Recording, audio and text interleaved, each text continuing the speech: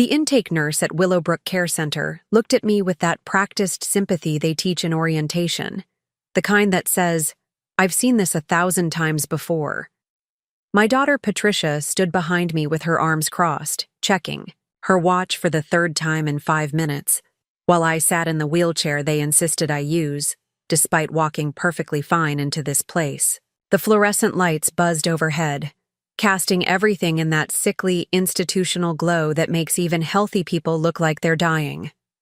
Before we jump back in, tell us where you're tuning in from. And if this story touches you, make sure you're subscribed, because tomorrow I've saved something extra special for you. Mrs. Edwards, the nurse said gently, your daughter has explained that you'll be staying with us indefinitely. Is that your understanding as well?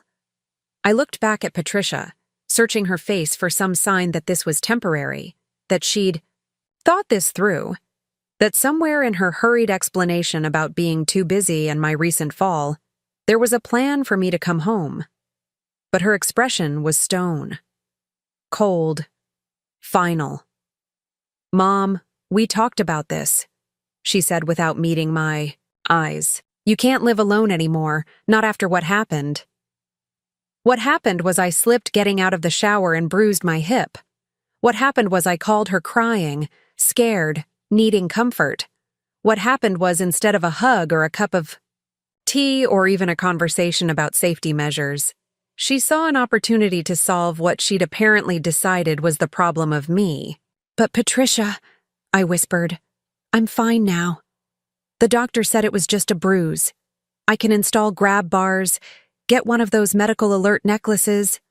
Mom, please don't make this harder than it already is."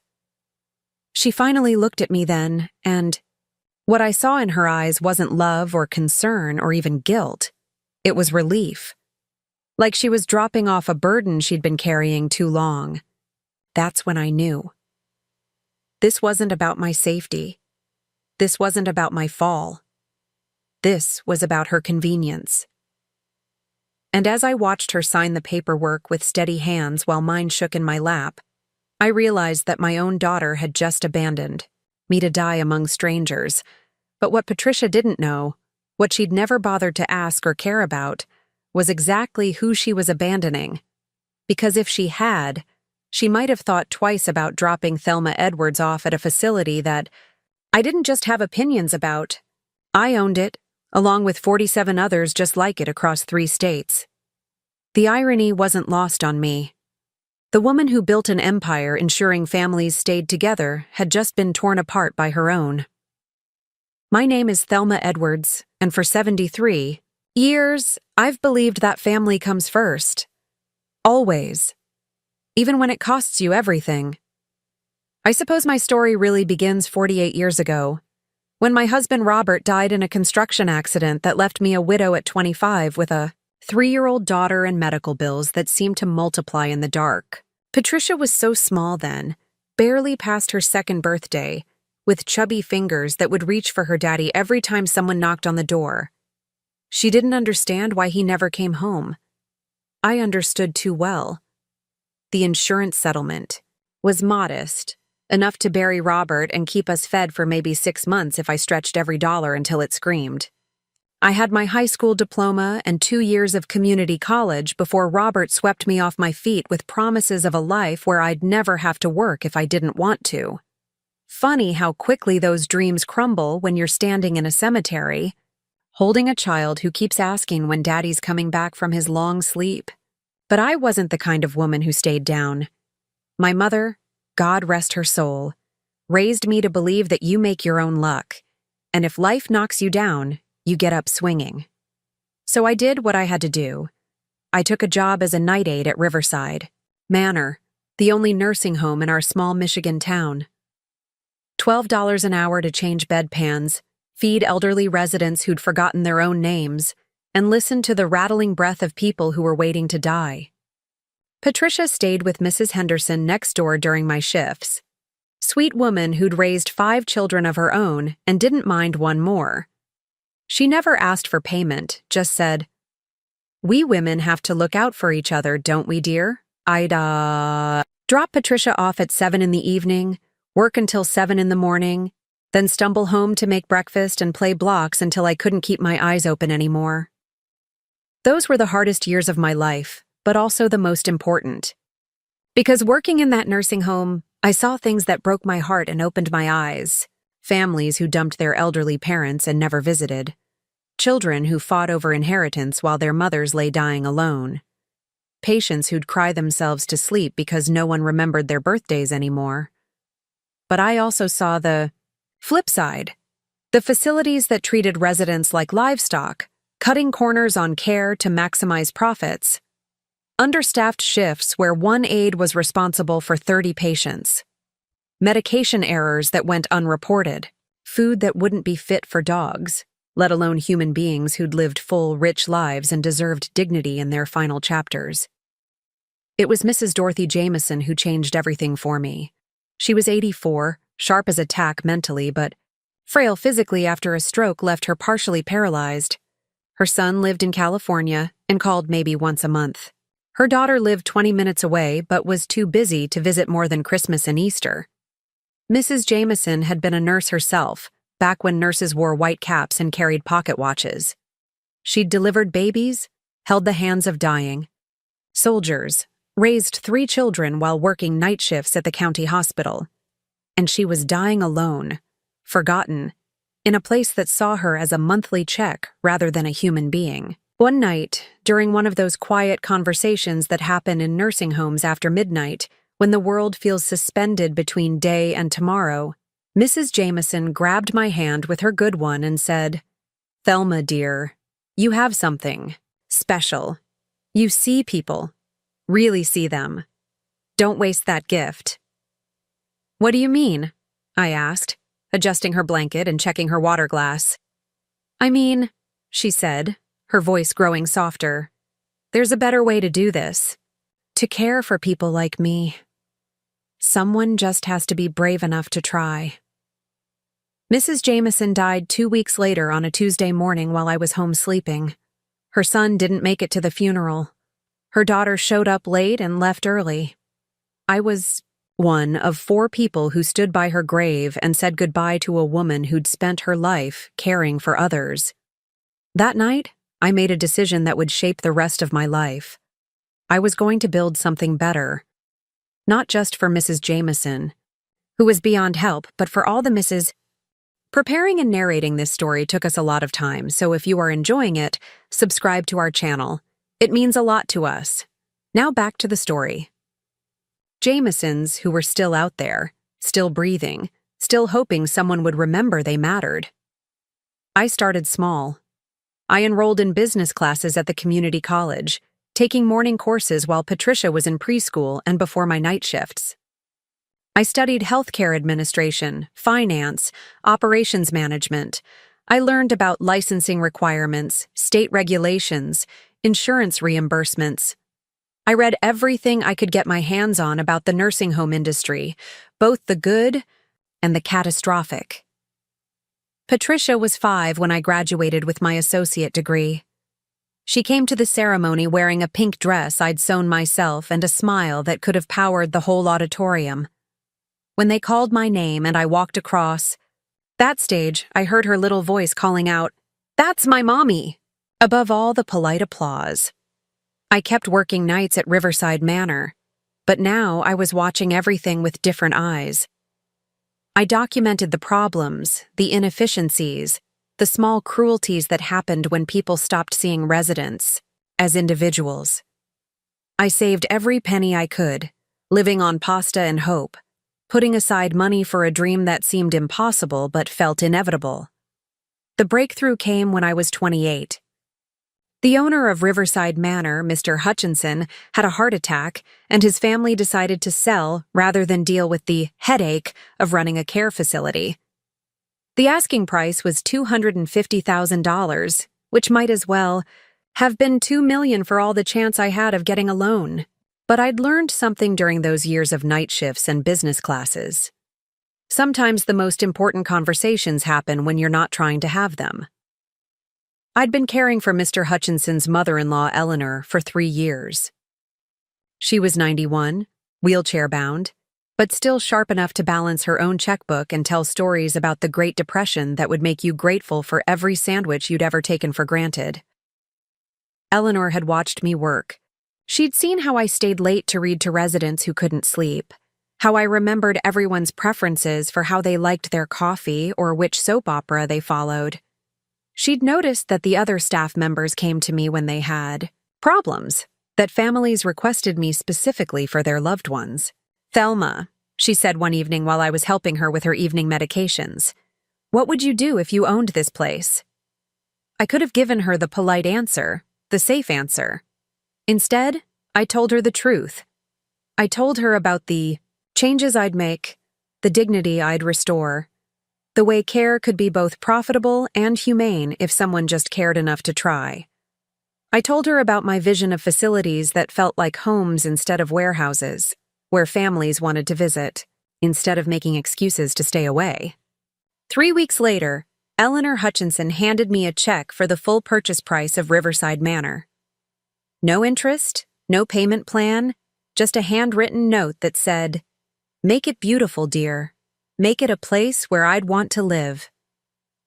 Patricia was 7 when I became a nursing home owner. She didn't understand what it meant, just that Mommy was busier now, that we moved into a bigger apartment, and that she got to spend more afternoons at the nursing home doing homework in my office while I worked. She'd wander the halls, chatting, with residents who lit up when they saw her coming. She became everyone's honorary granddaughter, collecting hugs and candy and stories about the old days. I thought I was building something for other people. I didn't realize I was building Patricia's inheritance. I didn't know that every late night I spent balancing budgets and fighting insurance companies and holding the hands of dying strangers was an investment in her future. I just knew that I wanted to create something that mattered, something that honored people like Mrs. Jameson and Eleanor. The first year was brutal. I worked 18-hour days, learning on the fly how to manage staff, negotiate with vendors, navigate the maze of state inspections and federal regulations. I slept in my office more nights than I slept at home. Patricia ate more dinners with the nursing home cook than with me. But slowly, things began to change. Riverside Manor went from a place families apologized for to a place they bragged about. We had waiting lists. We won state awards for quality of care. Families started planning birthday parties and anniversary celebrations in our common areas because their loved ones were happy there, thriving there. I used the profits to buy a second facility, then a third. Patricia grew up thinking it was normal for your mother to own nursing homes, the way other people owned restaurants or dry cleaners. She'd come to board meetings, sitting quietly in the corner with her coloring books while I negotiated contracts and reviewed financial statements. By the time Patricia graduated high school, Edwards Healthcare Group owned 12 facilities across Michigan and Ohio. By the time she graduated college, with a degree in marketing that I'd paid for without her ever having to take a student loan, we owned 23. When she got married to David Chen, a nice boy from a good family who treated her like she hung the moon, we celebrated at the Ritz-Carlton in Detroit because I could afford it. I gave Patricia everything I'd never had: private schools, music, lessons, summer camps, cars that started every time, clothes that came from department stores instead of thrift shops. When she wanted to study abroad in college, I wired the money without question. When she and David wanted to buy their first house, I helped with the down payment. When they struggled with fertility treatments, I paid for the best specialists money could buy. I thought I was giving her security. I thought I was showing her love. I thought that by making sure she never had to struggle the way I had, I was being a good mother. I never realized that by removing every obstacle from her path, I might have also removed her capacity for gratitude. I never considered that a child who never has to sacrifice for anything might grow into an adult who doesn't understand the value of sacrifice. When Patricia's son Michael was born after years of trying, I was in the delivery room holding her hand while she pushed.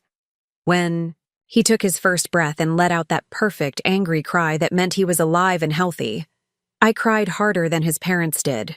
I'd waited 41 years to become a grandmother, and it felt like everything I'd built, everything I'd worked for, had led to this moment. Michael became the center of my universe in a way that surprised even me.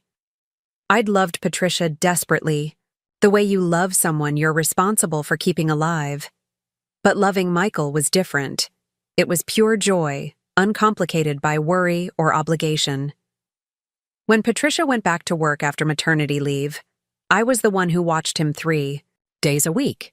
I was the one who taught him to walk in the hallways of my corporate offices, who read him stories in boardrooms, who spoiled him with toys and attention and the kind of unconditional love that grandmothers are famous for. I cut back on my expansion, plans to spend more time with him. I delegated more responsibility to my management team so I could attend his school plays and soccer games. When Patricia and David talked about wanting to buy a bigger house in a better school district, I bought it for them.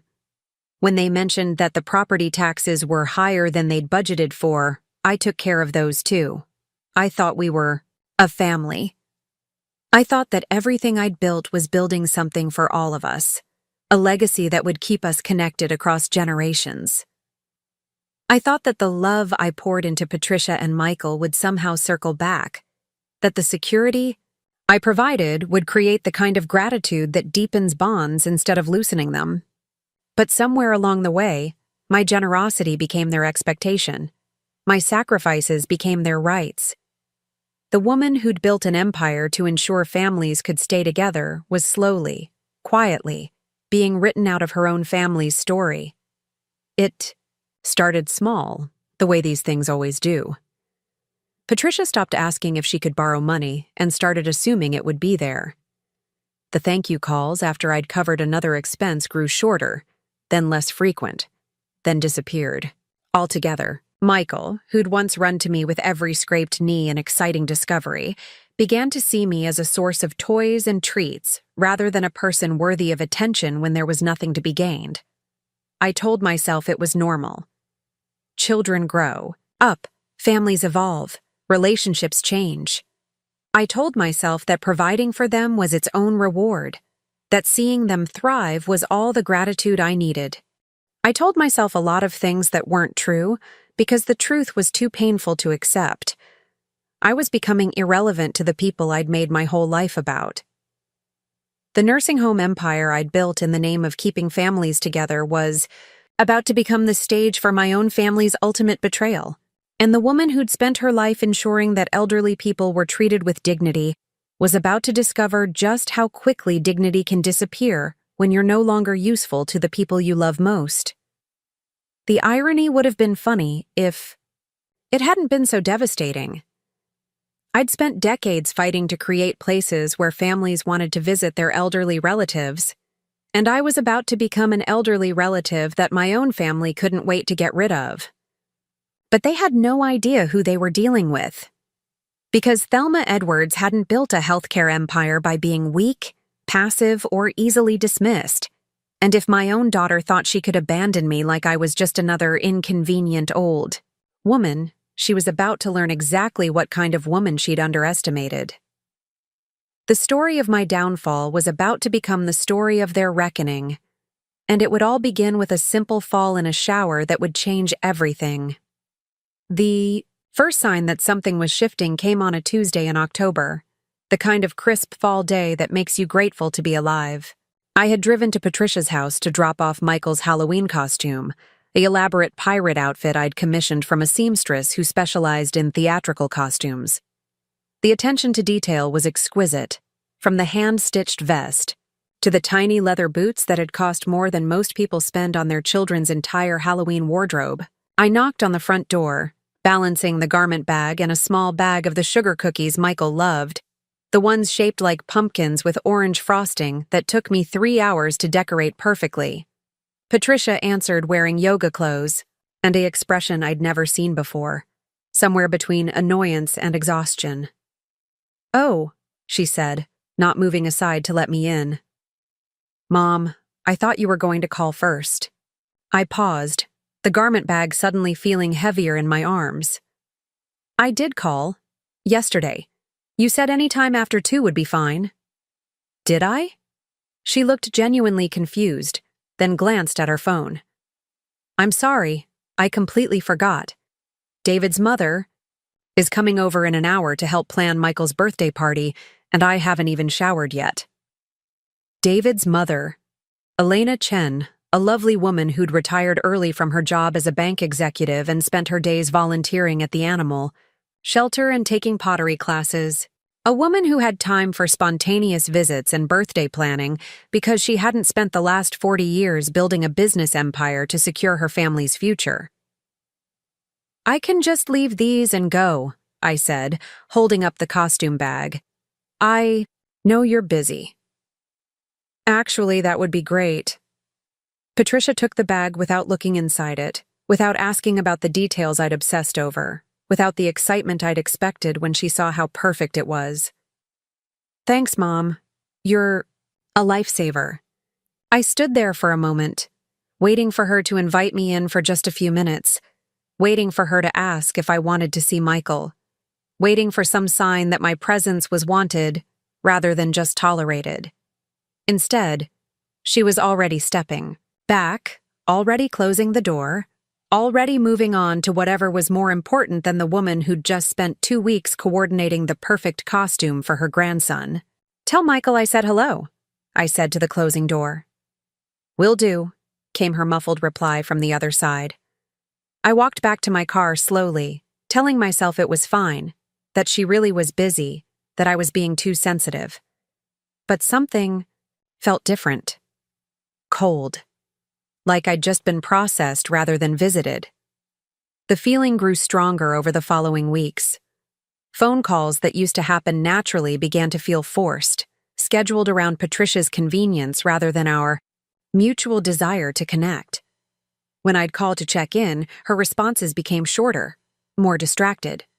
She'd put me on speaker while she did other things, and I could hear her typing on her computer or unloading the dishwasher while I tried to tell her about my day.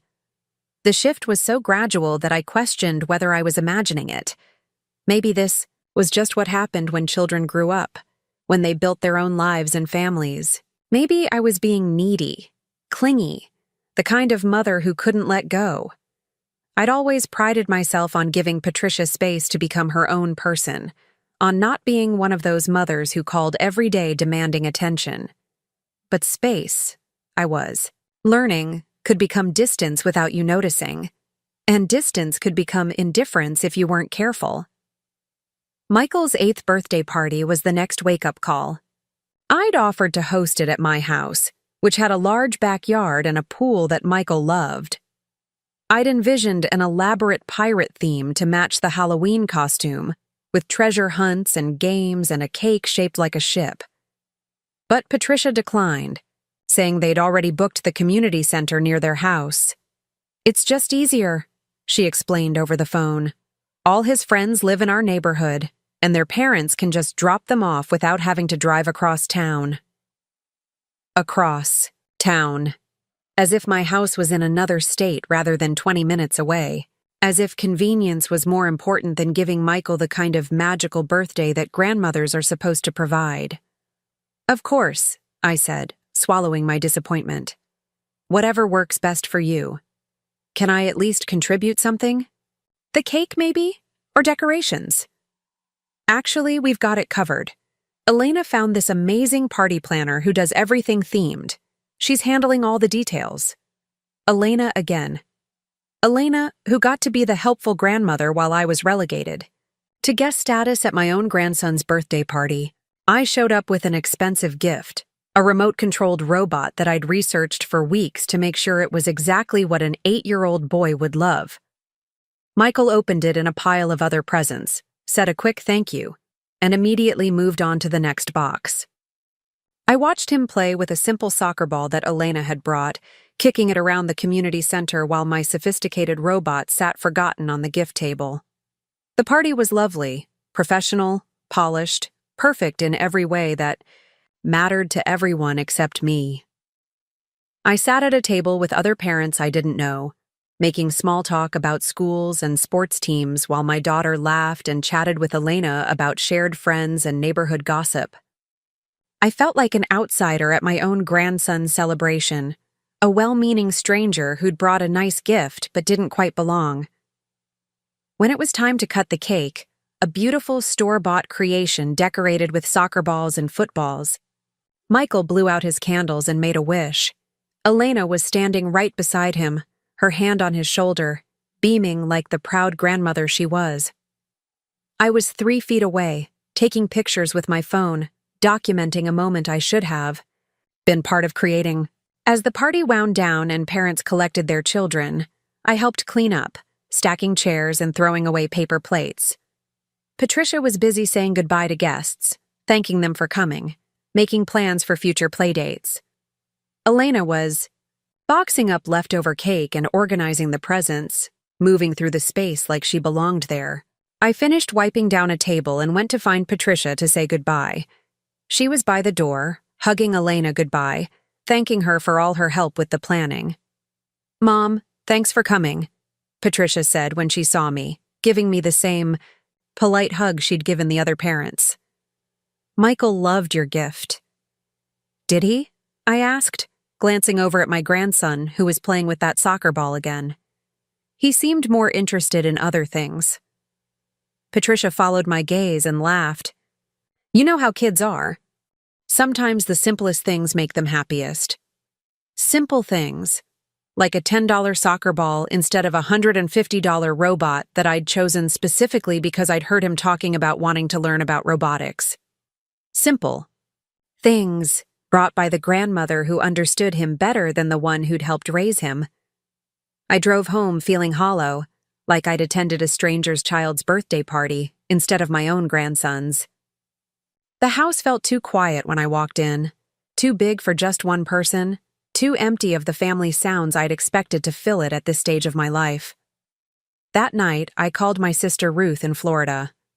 Ruth was 5 years older than me, widowed like I was, but she'd never remarried or had children.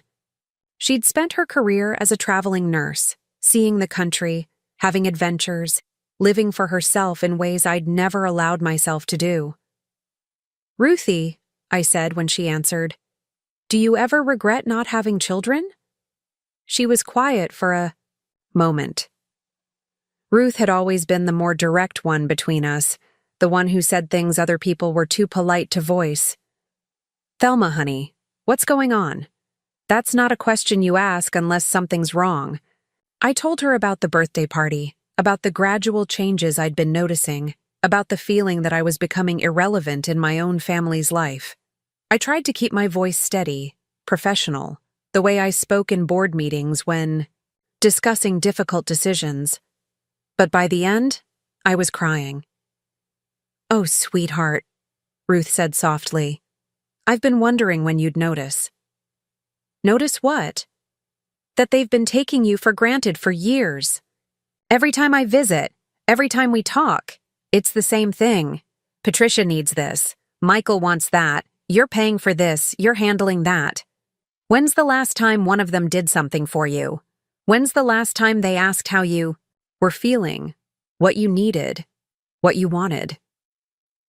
I opened my mouth to defend them, to list all the ways they showed they cared.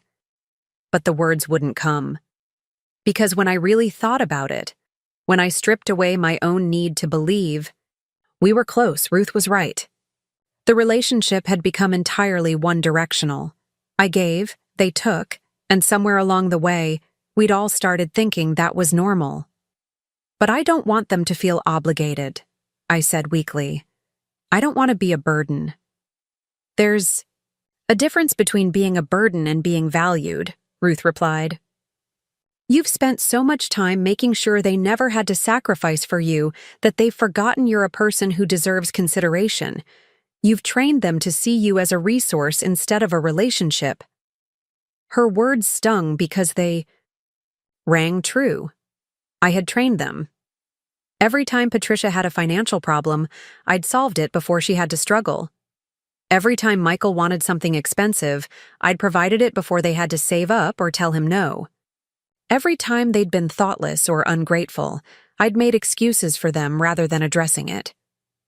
I'd been so afraid of being the kind of demanding mother I'd seen other women become that I'd swung too far in the opposite direction. I'd become invisible, taken for granted, expected to provide without ever expecting anything in return. The pattern became more obvious once Ruth had named it. Patricia's calls became even less frequent, and when they did come, they usually involved a request of some kind. The property taxes on their house were higher than expected. Michael needed new equipment for baseball season. David's car needed expensive repairs. Each conversation felt more like a transaction than a connection. I found myself analyzing every interaction, looking for signs of genuine affection versus simple utility. When Patricia invited me to Michael's school play, was it because she wanted me there, or because she needed someone to bring refreshments for the cast party? When she suggested we go shopping together, was it because she missed spending time with me, or because she'd seen something expensive she wanted and knew I'd end up paying for it? The doubt was poisonous, making me question every relationship I'd built, every memory I'd cherished. Had Patricia ever loved me for who I was, or only for what I could provide? Had Michael's childhood affection been genuine, or had I simply been the source of toys and treats that made me worth his attention? Christmas that year was particularly painful. I'd spent weeks planning the perfect gifts, as I always did. For Patricia, a spa weekend at a luxury resort she'd mentioned wanting to visit. For David, a set of professional-grade golf clubs to replace the old ones he'd been complaining about. For Michael, the latest gaming system plus every accessory and game he'd mentioned wanting. They opened their gifts with enthusiasm, expressing gratitude that felt genuine in the moment. But within hours, I noticed Patricia researching dates for the spa weekend. David was already online ordering additional golf accessories I hadn't thought to include, and Michael was absorbed in his new games, barely acknowledging my presence, unless he needed help setting something up. I'd given them everything they wanted, and somehow that had made me invisible rather than appreciated. Elena, meanwhile, had given Patricia a homemade photo album filled with pictures from Michael's soccer season, complete with handwritten captions and stories about each game. She'd given David a book about wine tasting, something that showed she'd paid attention to his developing interest in viticulture. For Michael, she'd created a scavenger hunt that led to a modest gift, a personalized baseball glove with his name embossed on it. Her gifts had cost a fraction of what I'd spent, but they generated more genuine excitement, more conversation, more connection. She'd given thought and attention where I'd given money and convenience. She'd created experiences where I'd purchased objects. I sat in my big, empty house that night, surrounded by the remnants of wrapping paper and the echo of thank yous that had felt more obligatory than heartfelt. I'd spent thousands of dollars trying to buy joy, trying to purchase relevance, trying to ensure my place in their lives through generosity. But generosity without boundaries, I was beginning to realize, could become its own form of manipulation, even when that wasn't the intention. I was trying to love them into loving me back, and it wasn't working. The real wake-up call came in February, during one of Michigan's brutal winter storms. I'd been battling a persistent cough for weeks, something that wouldn't go away despite rest and over-the-counter medication. When it developed into what felt like pneumonia, with fever and chest pain that made it hard to breathe, I finally admitted I needed medical attention. I called Patricia from the emergency room, where I'd driven myself despite feeling weak and dizzy. The nurse had insisted I come in immediately after describing my symptoms over the phone. I was scared, more scared than I'd been since the early days after Robert's death, when everything felt uncertain and dangerous. "Patricia," I said when she answered, trying to keep the fear out of my voice. "I'm at the hospital. I think I have pneumonia, and they want to admit me for observation." "Oh no," she said, and I could hear genuine concern in her voice. "Which hospital? Do you need me to come?" Relief flooded through me. Of course she'd come. Of course she'd be there when I really needed her. This was my daughter, the child I'd raised, the woman I'd sacrificed everything for. Whatever distance had grown between us, she'd still be there when it mattered. "St. Mary's," I said. "But you don't have to. Come right now. I just wanted you to know where I was, in case—" "Actually, Mom, tonight's really complicated. Michael has his school science fair, and we've been working on his project for weeks.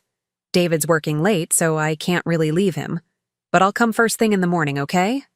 Unless it's really serious." I sat there in the emergency room bed, IV in my arm, oxygen monitor beeping, feeling sicker than I'd felt in years, and listened to my daughter prioritize a school science fair over my hospitalization. "It's okay," I heard myself say. "I understand. The science fair is important. Thank you for understanding. You're the best, Mom. I'll see you tomorrow, and I'll bring Michael to visit after school if you're feeling up to it." She hung up, and I stared at the phone in my hand, wondering when exactly I'd become the kind of person whose medical emergency could be scheduled around more convenient family obligations. The nurse came in to check my vitals and saw the expression on my face. "Everything all right, honey?" she asked kindly. "My daughter can't come tonight," I said, the words feeling strange in my mouth. "She has a prior commitment." The nurse paused in checking my blood pressure, her expression shifting to something that looked like pity. "I'm sorry to hear that. Is there anyone else we can call for you?" I almost laughed. Anyone else? As if I'd built a life full of people who cared about me instead of spending 40 years focused entirely on a family that apparently had more important things to do than sit with me while I fought pneumonia alone. "No," I said quietly. "There's no one else." I spent 3 days in the hospital. Patricia did visit the next morning, bringing flowers and apologies and explanations about how crazy their schedule had been. She stayed for an hour, making small talk and checking her phone periodically, before saying she needed to pick up Michael from school. Elena Chen came that afternoon. Elena, who barely knew me, who had no obligation to care about my health or well-being. She brought homemade soup and sat with me for 2 hours, not because she had to, but because she'd heard from Patricia that I was alone and thought no one should recover from pneumonia without company. "This is so kind of you," I said, genuinely touched by her presence. "Nonsense," Elena replied, adjusting my blanket and making sure my water glass was full. "We're family, aren't we? Michael's grandmothers should look out for each other." Family. This woman who'd known Michael for 3 years considered us family and acted accordingly. My daughter, who I'd raised and sacrificed for and loved unconditionally, had prioritized a science fair over my hospitalization. The contrast was stark and painful and impossible to ignore. When I was discharged, Patricia offered to drive me home and stay for a few hours to make sure I was settled. I appreciated the gesture, but I couldn't help noticing that she seemed eager to leave, checking the time and mentioning plans she had later. When she finally did go, the house felt quieter than ever. That evening, Elena called to check on me.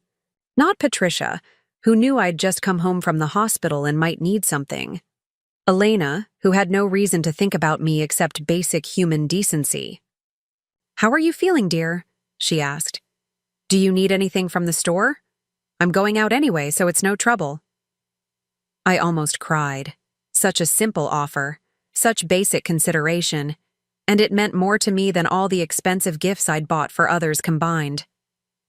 "I'm fine," I said, though I wasn't entirely sure that was true. "But thank you for asking. Thank you for caring."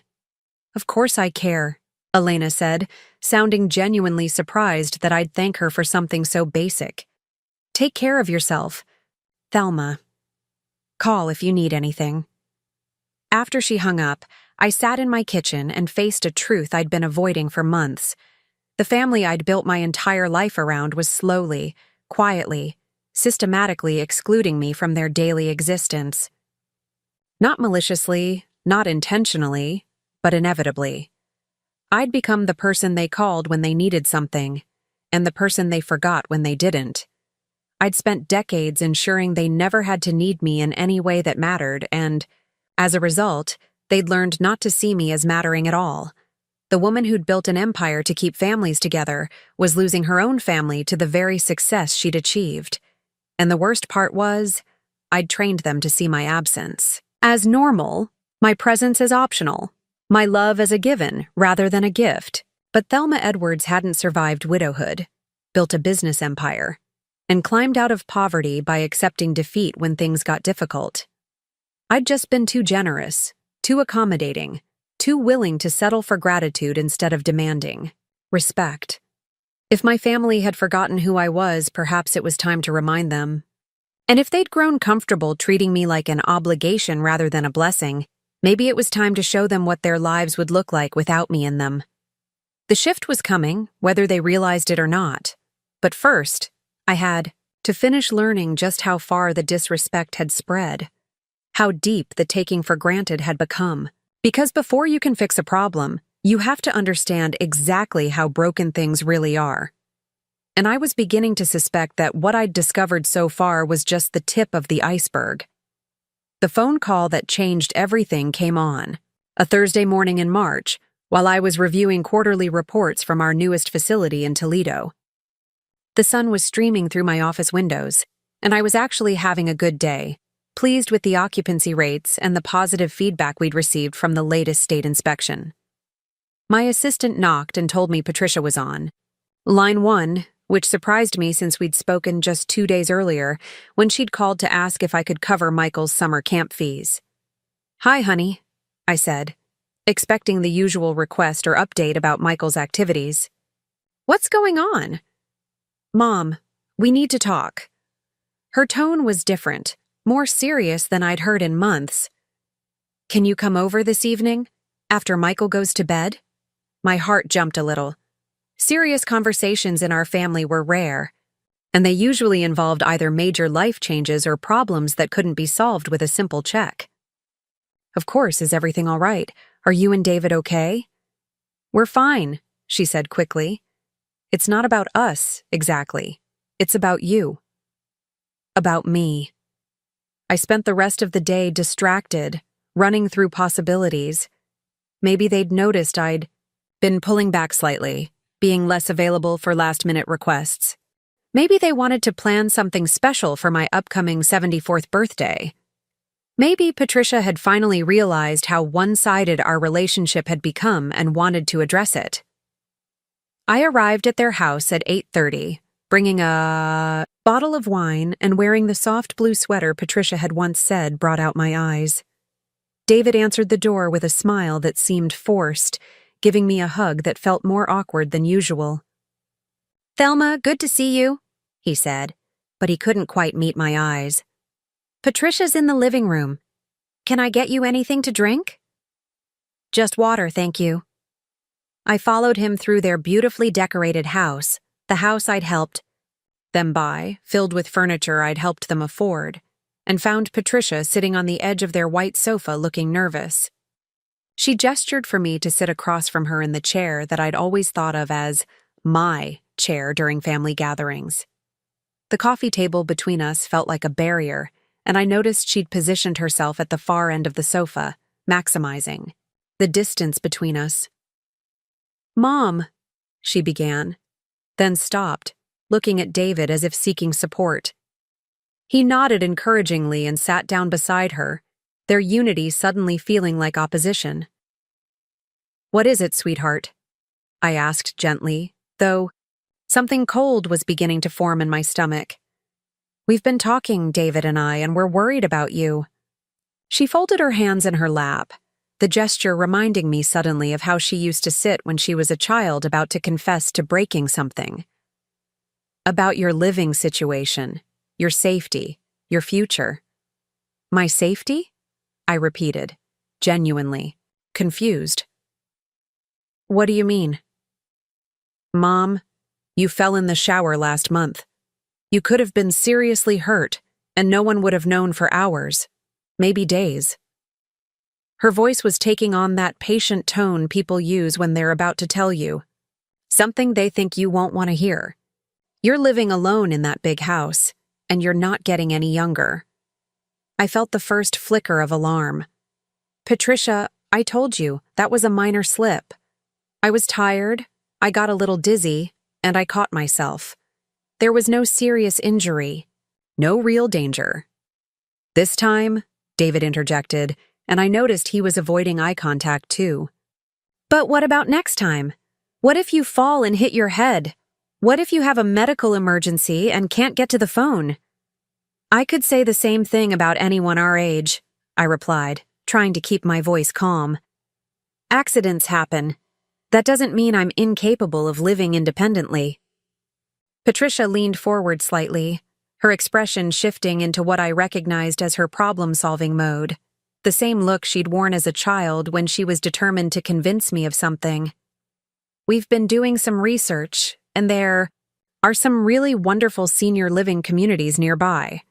Places where you'd have your own apartment, but also have help available if you need it. Social activities, meal plans, transportation services. The cold in my stomach was spreading upward, freezing my chest, making it hard to breathe properly. Senior living communities, you mean retirement homes? Not retirement homes, David said quickly. Independent living facilities. Much more like apartments than institutions. We actually visited a few, and they're really quite nice. They'd visited facilities, without me. They'd been planning my future, discussing my life, making decisions about where I should live. And this conversation was their way of informing me rather than including me. You visited places for me to live without telling me. I said it as a statement, not a question, letting the reality of their presumption settle in the air between us. We wanted to have options to present to you, Patricia said, and I could hear the defensiveness creeping into her voice. We thought it would be easier if we could show you some positive possibilities rather than just talking about problems. What problems?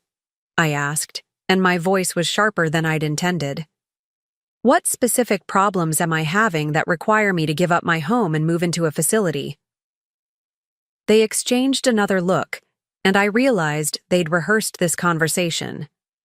They'd planned what to say, how to handle my objections, how to guide me toward the conclusion they'd already reached. Mom, you're 73 years old, Patricia said gently. You've had some health issues lately, the pneumonia, some dizzy spells. You're driving less at night.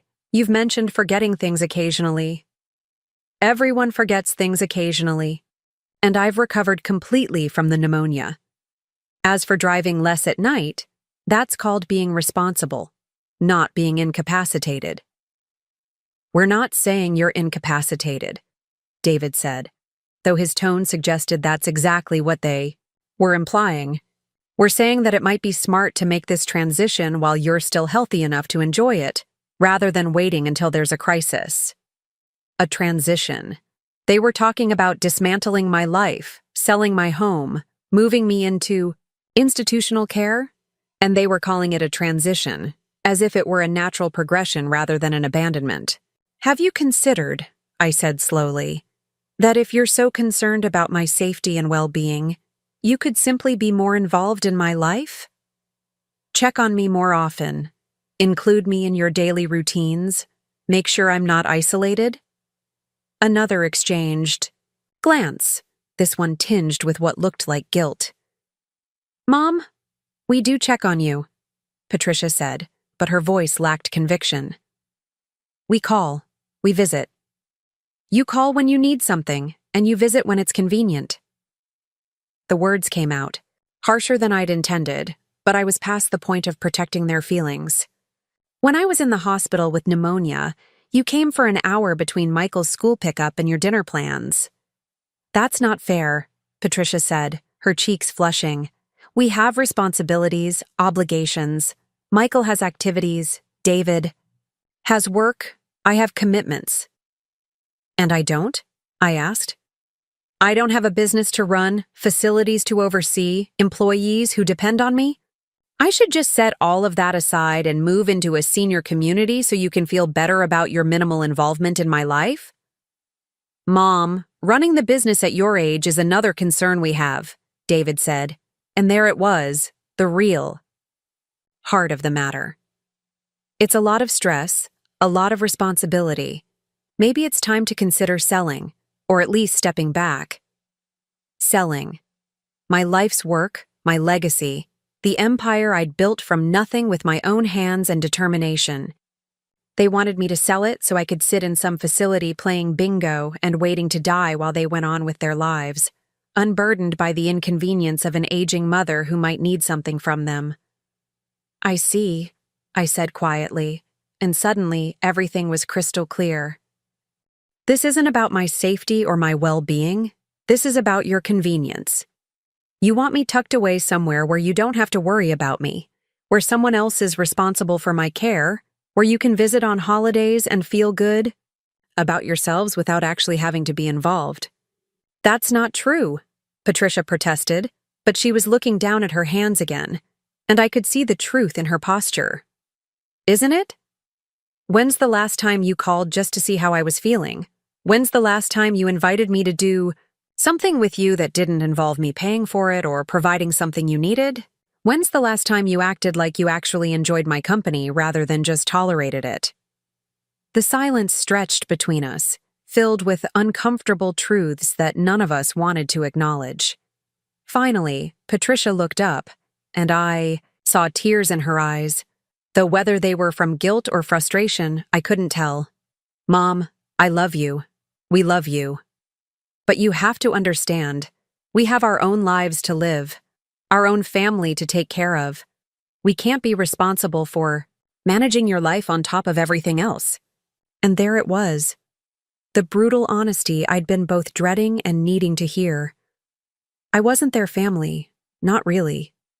I was a responsibility, a burden, something to be managed rather than someone to be loved. I never asked you to manage my life, I said softly. I've been managing quite well on my own for 47 years. What I asked for was to be part of your life, to matter to you, to be treated like family rather than like an obligation. You are family, David said. But even, he seemed to realize how hollow the words sounded. No, I replied, standing up from the chair that was apparently not my chair after all. Family doesn't research where to put each other without consultation. Family doesn't plan each other's futures in secret meetings. Family doesn't treat each other like problems to be solved. Patricia stood too, reaching toward me as if to stop me from leaving. Mom, please don't go. We can talk about this. We can figure something out that works for everyone. Something that works for everyone. I picked up my purse, the same purse I'd carried for 3 years, the one Patricia had never complimented despite its being expensive and elegant. You've already figured out what works for you, Patricia. You want me in a facility where other people will deal with my needs so you don't have to. You want me to sell my business so you don't have to worry about my stress levels. You want me to become someone else's responsibility so you can live your life without the inconvenience of an aging mother. That's not what we want, she said, but her voice was weak, unconvincing. Then what do you want? I asked. Do you want me to move in with you? Do you want to have dinner together twice a week? Do you want to include me in your Sunday plans, your vacation discussions, your daily life? Because if that's what you want, I'm here. I've always been here. But if what you want is to put me somewhere safe and convenient while you pretend you're being loving and responsible, then we have nothing more to discuss. I walked toward the door, and neither of them followed me. David called out something about thinking it over, about not making any hasty decisions. But I was already leaving, already walking away from the family I'd thought I was part of. In the driveway, I sat in my car for several minutes, my hands shaking as I tried to process what had just happened. My daughter and son-in-law had spent time and energy researching places to put me away. They'd visited facilities, made comparisons, developed plans for my life that didn't include consulting me until they were ready to present me with their conclusions. They saw me as a problem to be solved, rather than a person to be loved. The drive home was a blur of streetlights and tears. I refused to let fall completely. I'd cried enough over this family, sacrificed enough, given enough. If they wanted to treat me like a burden, perhaps it was time to stop carrying the weight of their expectations, their needs, their comfortable assumption that I would always be there to provide whatever they required. When I got home, I walked through my house with new eyes. It was a beautiful house, spacious and elegant, filled with antiques I'd carefully chosen and art I'd commissioned from local artists. It was the home of a successful woman, a business owner, a person of substance and achievement. It was not the home of someone who needed to be managed or relocated for her own good. I poured myself a glass of wine, the good wine I usually saved, for special occasions, and sat in my living room looking out at the garden I'd designed and maintained for 15 years. Tomorrow, I would have to decide what to do with this new information about how my family saw me, how they planned to handle the inconvenience of my aging. But tonight, I was going to sit in my beautiful home and remember who I was before I became someone's mother, someone's burden, someone's problem to solve. I was Thelma Edwards, and I'd built an empire from nothing. I'd survived loss, overcome obstacles, created jobs for hundreds of people and homes for thousands of elderly residents who needed care and dignity. I was not someone who needed to be put away for her own good. And if my family had forgotten that, perhaps it was time to remind them exactly who they were dealing with. The conversation had revealed the truth I'd been avoiding for months. They didn't want me in their lives in any meaningful way. They wanted me safely contained, properly cared for by professionals, conveniently located for occasional visits that would salve their consciences without requiring any real commitment or sacrifice. They wanted all the benefits of having a loving mother and grandmother without any of the actual work of loving her back. 3 days later, I received a folder in the mail from Patricia. No note, no explanation, just a collection of brochures for senior living facilities with information packets and price lists. Sunset Manor, Golden Years Community, Peaceful Meadows Retirement Village, each one promising independence and security, social activities and professional care. Each one representing their solution to the problem of me. I looked through them carefully, reading the descriptions of amenities and services, studying the photos of happy seniors playing cards and tending gardens and participating in group exercises. They were lovely facilities, and I'm sure many people found genuine happiness and community there.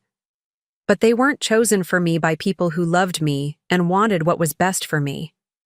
They were chosen for me by people who wanted me out of the way, safely managed by someone else, no longer their responsibility or concern. That evening, Michael called me, which was unusual. He was 11 now, old enough to have his own phone and his own busy social life that rarely included conversations with his grandmother. "Hi, Grandma Thelma," he said, and I could hear the discomfort in his young voice. "Mom said I should call you." Mom said he should call. Not that he'd wanted to, not that he'd missed talking to me, but that he'd been instructed to check in with the grandmother who was apparently causing family stress. "Hello, sweetheart," I said, trying to keep my voice warm despite the pain his words had caused. "How was school today?" "It was okay. We're working on this project about family history, and I have to interview older relatives." He paused, and I could almost hear him working up to whatever his mother had told him to say. "Mom thought maybe you could help me with it." "I'd be happy to help," I said, and for a moment, my heart lifted. Maybe this was an opportunity to connect with him, to share stories about his grandfather he'd never met, about the early days when Patricia was young, about the family history that connected us all. Cool.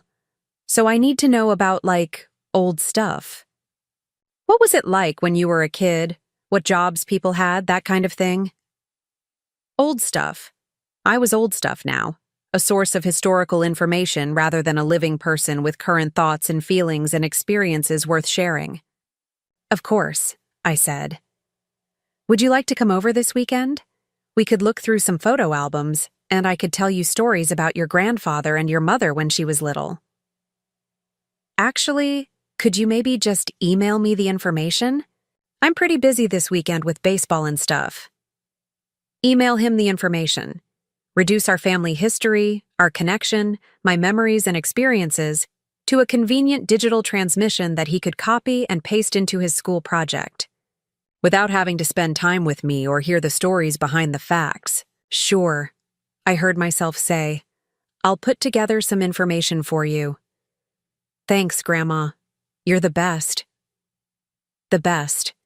At providing what was needed without requiring anything inconvenient in return. After he hung up, I sat with the phone in my lap and faced the final devastating truth. It wasn't just Patricia and David who saw me as a burden. Michael, the grandson I'd adored and spoiled and prioritized above my own needs, saw me the same way. I was useful for school projects and birthday money, but not worth spending time with, not interesting enough to visit, not important enough to prioritize. I'd raised a daughter who saw me as a problem to be solved, and she'd raised a son who saw me as a resource to be utilized. 3 generations of taking me for granted, of expecting me to give without receiving, of treating my love as an entitlement rather than a gift. That night, I barely slept. I kept thinking about the brochures, about the conversation with Patricia, and David, about Michael's casual dismissal of any real connection between us. I thought about Elena Chen, who'd shown me more genuine care during my hospital stay than my own family had. I thought about all the years of sacrificing, giving, hoping, believing that love was its own reward. But love without respect isn't really love at all. It's just habit, convenience, exploitation dressed up in prettier language. By morning, I'd made a decision. If my family wanted to treat me like a burden that needed professional management, perhaps it was time to give them exactly what they were asking for. But not in the way they expected, because Thelma Edwards had spent her entire life making sure elderly people were treated with dignity and respect in their final years. I knew exactly what good care looked like, what family involvement should entail, what love in action actually meant, and I was about to give my family a masterclass in the difference between caring about someone and caring for them. They'd asked me to consider moving into a facility where professionals could manage my needs. I was about to show them what it felt like when someone they loved became just another client, just another resident, just another elderly person whose family dropped them off and walked away. But first, I had a phone call to make to my attorney. Because if Patricia wanted me in a nursing home, I was going to make sure it was exactly the nursing home I chose. And I was going to make sure that every decision about my care, my visitors, my daily life, was mine to make. They wanted me managed by professionals. They were about to learn that I was the professional who did the managing. The irony was about to become delicious. The morning after my revelation, I woke up at 5:30 with a clarity I hadn't felt in months. No confusion, no self-doubt, no desperate hope that maybe I'd misunderstood Patricia's intentions. Just crystal clear understanding of exactly what needed to happen next and exactly how I was going to orchestrate it. I made coffee in my quiet kitchen, the same kitchen where I'd planned every major decision of my adult life, from Robert's funeral arrangements to the acquisition of my first nursing facility. The sunrise painted everything golden, and I felt something I hadn't experienced in a long time. Excitement. Not the nervous excitement of hope, but the steady thrill of having a plan that would work exactly as intended. My first call was to James Morrison, my attorney for the past 15 years. James was sharp, discreet, and completely loyal to my interests, rather than anyone else's ideas about what those interests should be. He'd helped me structure the business, navigate regulatory challenges, and build the legal framework that had made Edwards Healthcare Group one of the most respected chains in the Midwest. "Thelma," he said when his secretary put me through, "you're up early. What can I do for you?" "James, I need to discuss some personal matters that may have business implications. Can you fit me in today?" "Of course. Is everything all right?" I smiled, looking out at my garden where the early daffodils were beginning to emerge. Everything is about to be perfect. I'll see you at 10. The next call was to Dr. Harrison Webb, my personal physician, and a man I'd known since he was a resident doing rotations at one of my facilities 12 years ago. Harrison was thorough, ethical, and had no patience for family members who tried to override their elderly relatives' medical autonomy without cause. Dr. Webb's office, his receptionist answered. This is Thelma Edwards. I'd like to schedule a comprehensive physical and cognitive assessment as soon as possible. Full workup, every test available. Is there a particular concern, Mrs. Edwards? Just due diligence, I replied. I want everything documented properly. I can get you in this afternoon at 2:30. Perfect. By evening, I'd have both. Legal counsel and medical documentation. The foundation for everything that was about to unfold.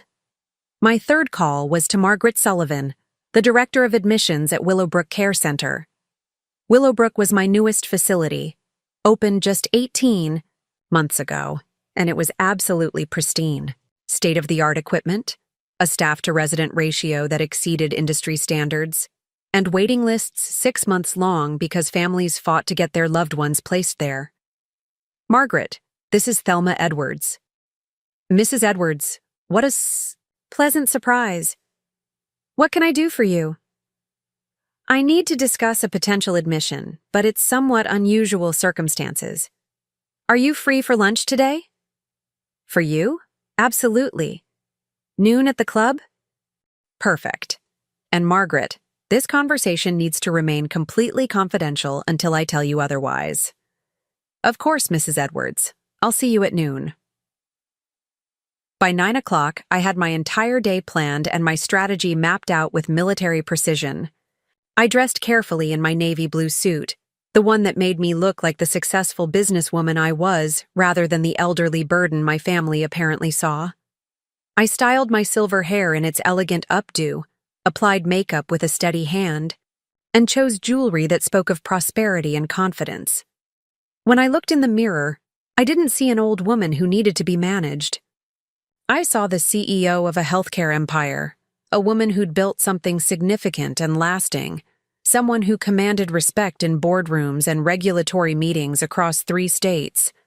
It was time to remind everyone else of that fact. My meeting with James Morrison was everything I'd hoped it would be. His office in downtown Detroit was elegant and professional, with floor-to-ceiling windows overlooking the river and bookshelves lined with legal precedents that had shaped healthcare law for decades. Thelma, he said, rising from behind his high mahogany desk to greet me. You look wonderful. Retirement clearly agrees with you. I'm not retired, James. Semi-retired at most, and that's actually what I want to discuss with you. I settled into the leather chair across from his desk and opened my purse to retrieve the folder of brochures Patricia had sent me. I placed them on his desk with the same precision I'd once used to present acquisition proposals to investors. My daughter has decided that I need to be placed in residential care, I said without preamble. She's researched facilities, made preliminary inquiries, and presented me with what she considers to be my options. James picked up the brochures, flipping through them with the expression of a man who'd seen similar situations too many times. And how do you feel about her recommendations? I think Patricia has confused her convenience with my well-being, but more importantly, I think she's forgotten exactly what business I'm in and what that means for her assumptions about control. A slow smile spread across James's face. What do you have in mind? I want to be admitted to Willowbrook Care Center. Not because I need care, but because I want to experience firsthand how families are treated when they place their elderly relatives in institutional settings. I want to understand what it feels like to be on the receiving end of the system I've spent my career perfecting. That's certainly unusual, James said, leaning back in his chair, but not impossible. What safeguards do you want in place? Complete control over my care plan, visitor policies, and discharge decisions. I want Patricia listed as my emergency contact and primary family member, but I want all actual decision-making authority retained by me. If she wants me in professional care, She's going to learn what that really means. And the business implications? This was the part I'd been most excited to discuss.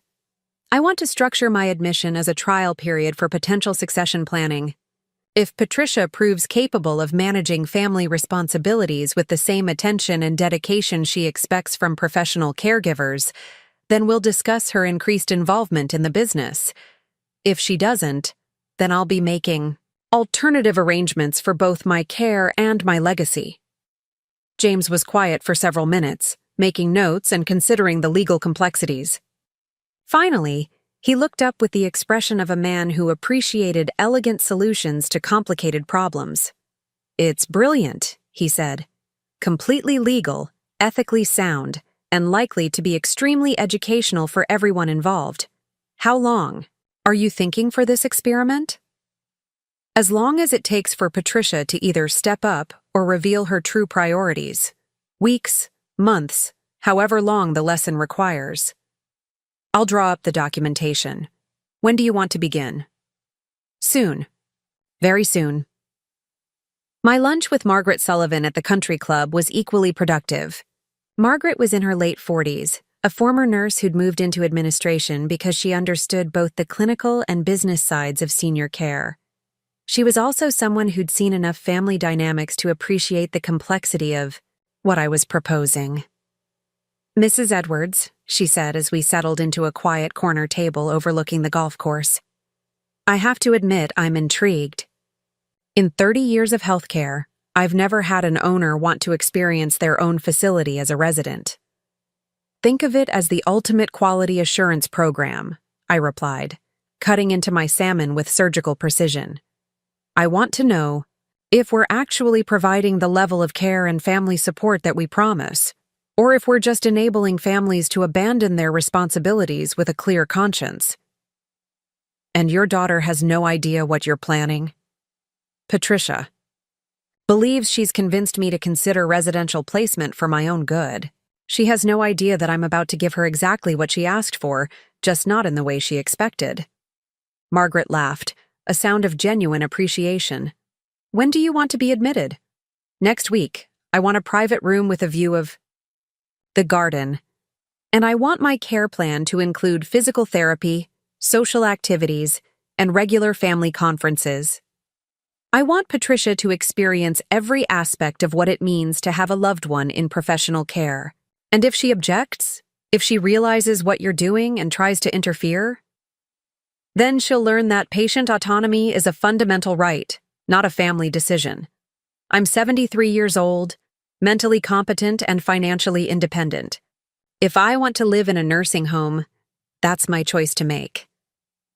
"What about your house, your personal affairs?" "James is handling all of that. My house will be maintained, my bills will be paid, my business responsibilities will be managed.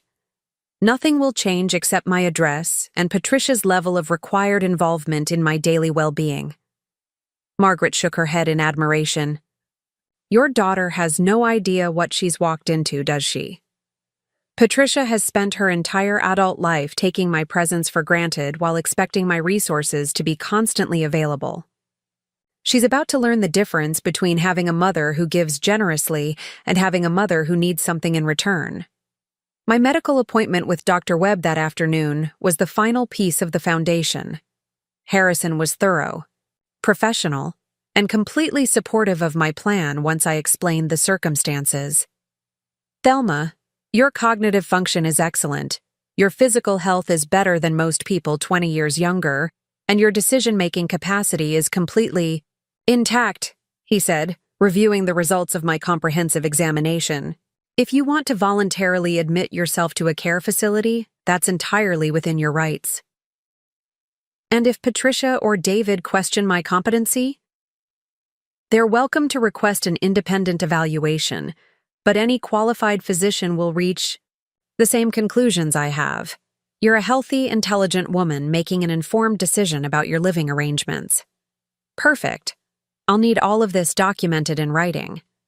"Already done. And Thelma, for what it's worth, I think your daughter is about to learn some very important lessons about family responsibility.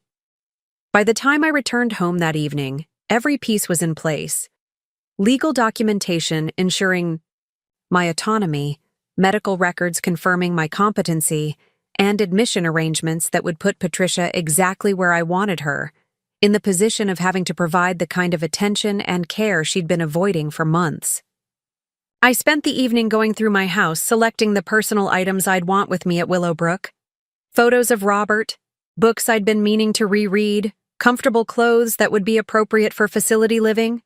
I packed like someone, going on an extended vacation rather than someone being institutionalized, because that's exactly what this was. A carefully planned expedition into the heart of family dysfunction. The next morning I called Patricia. "Hi, Mom," she answered, and I could hear the wariness in her voice. She was probably expecting me to continue our argument about the senior living facilities. "Hello, sweetheart. I've been thinking about our conversation the other night, and I've made a decision." "Oh?" Hope crept into her voice, the hope of someone who thought they were about to get exactly what they wanted. "You were right about the safety concerns, about the isolation, about the benefits of professional care. I've decided to move into a residential facility." Silence. Then, "Really? Mom, that's wonderful. I know it wasn't an easy decision, but I think you're going to be so much happier with the security and social opportunities." Security and social opportunities, not because she wanted to spend more time with me, not because she'd realized how much she'd been neglecting me, but because professional strangers would handle the inconvenience of my needs. "I've already made arrangements," I continued. "I'll be moving to Willowbrook Care Center on Monday." "Willowbrook? I don't think that was one of the places we researched. Are you sure it's the right fit?" "I'm very sure. It's an excellent facility with outstanding staff and comprehensive services. I think you'll be impressed when you visit."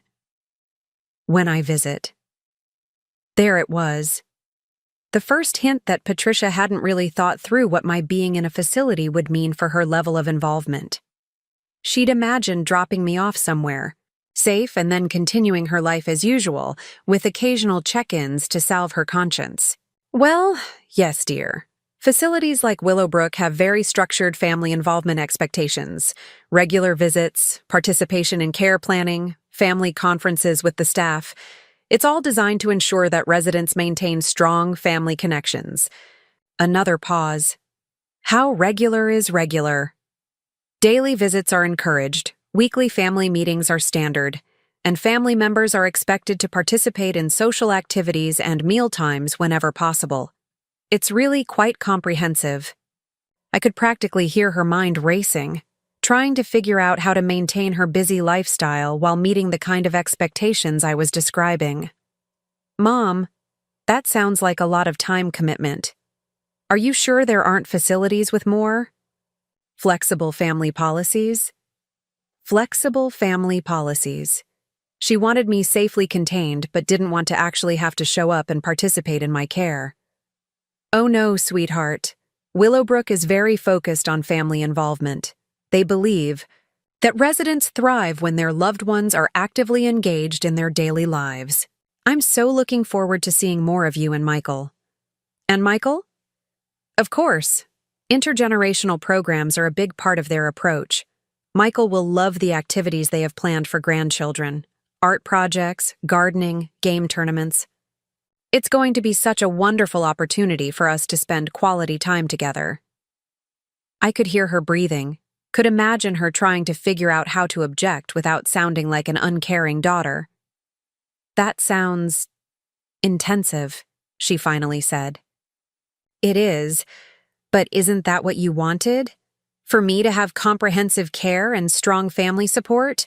Willowbrook provides both." "I just thought, we assumed that professional care would mean less pressure on the family, not more." And there it was, the truth she'd been trying to avoid saying directly. She didn't want me to have better care. She wanted me to be someone else's responsibility. "Oh no, dear. Quality care requires family partnership. The best facilities don't replace family involvement, they enhance it. You're going to learn so much about proper elder care. Learn? Well, yes. As my primary family contact, you'll be working closely with my care team to ensure all my needs are met. Physical therapy appointments, social activities, medical consultations, meal planning, medication management. It's really quite involved. The silence stretched so long I thought she might have hung up. Mom, she finally said, maybe we should talk about this more. Maybe there are other options we haven't considered. Other options? Like what? Like maybe you don't need residential care after all. Maybe we could arrange for some help at your house instead. A housekeeper, a companion, someone to check on you. Now she was trying to backtrack, trying to avoid the consequences of her own suggestions. But it was too late. She'd shown me exactly how she saw our relationship, and I was going to give her exactly what she'd asked for. Patricia, you made very compelling arguments about the dangers of living alone, about the benefits of professional oversight, about the peace of mind that comes from knowing I'm properly cared for. I'm just following your advice. But maybe I was wrong. Maybe I was overreacting to the fall, being too cautious. No, sweetheart, you were absolutely right. And Willowbrook is going to provide everything you said I needed. Professional care, social opportunities, safety monitoring, and meaningful family involvement. I'm so grateful that you helped me see how important this decision was. I could hear her trapped in her own logic, unable to argue against the very points she'd made so convincingly just days earlier. When did you say you're moving in? Monday? Morning. The intake process begins at 9. I'll need you there to help with the paperwork and meet with my care team. This Monday? As in 3 days from now? Yes. I didn't want to delay once I'd made the decision. You were so concerned about my safety, and I didn't want you worrying unnecessarily. Mom, I don't know if I can get time off work on such short notice. Oh, but you'll have to, dear. Willowbrook requires family presence for admission procedures. It's part of their commitment to family-centered care. Patricia was quiet for a long moment, and I could imagine her frantically trying to rearrange her schedule, cancel appointments, figure out how to explain to her boss that she needed emergency time off to admit her mother to a nursing home. What about Michael's school? He can come after school. In fact, Willowbrook encourages children to be part of the admission process. It helps them adjust to their grandparents' new living situation. Adjust to. Mom, exactly how often are we expected to visit? Daily visits are strongly recommended for the first month, then 3 to 4 times a week after that. Weekend family activities are essentially mandatory. It's all about maintaining family bonds while ensuring professional care. I was making this up as I went along, but it all sounded perfectly reasonable for a high-quality facility that actually cared about resident well-being, rather than just warehousing elderly people. Mom, this is sounding like more of a time commitment than having you live at home was. Well, yes. Quality care requires quality family involvement. You can't just drop someone off and forget about them, Patricia. That wouldn't be love. That would be abandonment. The word hung in the air between us, sharp and unavoidable. I would never abandon you, she said quietly. Of course not, sweetheart. That's why you're going to be so wonderful at this. I have complete faith in your ability to provide the kind of family support that Willowbrook expects. After we hung up, I sat in my kitchen and smiled. Patricia had wanted me managed by professionals so she could go on with her life uninterrupted. Instead, she was about to discover that proper professional care required more family involvement, not less. She was about to learn that loving someone means showing up, paying attention, participating in their daily life, and making their well-being a priority rather than an afterthought. The next 3 days passed in a blur of preparations. I arranged for my housekeeper to maintain the house in my absence, set up automatic bill payments, and briefed my business managers on handling day-to-day operations without my direct oversight. I packed my belongings like someone going on an important business trip, because in many ways, that's exactly what this was. Most importantly, I called Elena Chen. Elena, this is Thelma Edwards. I wonder if I could ask you for a favor. Of course, Thelma. What do you need? I'm going to be staying at Willowbrook Care Center for a while, and I was hoping you might visit occasionally. I think it would be interesting for you to observe how different families handle their elderly relatives in professional care settings. Are you all right? Is there something wrong? I'm fine. This is more of an educational experience. I think you might find it enlightening to see how Patricia and I navigate this new arrangement. Elena was quiet for a moment, then said, Thelma, are you conducting some kind of experiment? Let's just say I'm about to provide my family with a very comprehensive education in the difference between loving someone and managing them. She laughed, a sound of pure delight. You're going to teach them what it actually means to care for an elderly parent, aren't you? Something like that. Will you visit? I wouldn't miss it for the world. Sunday evening, I took one last walk through my house, saying goodbye to 40 years of memories and preparing for whatever revelations the next few weeks would bring. Tomorrow, Patricia would learn what it really meant to have a parent in professional care. She'd discover that love required action, that family bonds needed tending, that caring for someone was work that couldn't be delegated to strangers. She'd asked for me to be professionally managed. She was about to find out exactly what that meant, and exactly what it would cost her in time, attention, and emotional investment.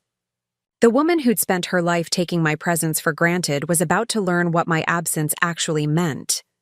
And the daughter who'd wanted to solve the problem of me was about to discover that she'd just created a much bigger problem for herself.